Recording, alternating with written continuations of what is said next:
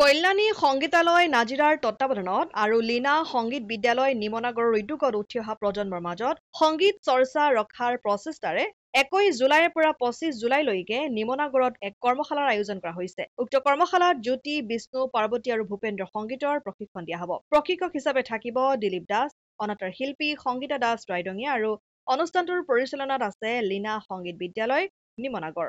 নিমনাগৰ Bharat petrol ডিপুৰ সন্মুখত ইচ্ছুক ছাত্ৰ-ছাত্ৰীয়ে 7578982712 নাইবা 9401318461 অথবা 9957239186 অথবা 8471873480 নম্বৰত যোগাযোগ কৰিব পাৰিব।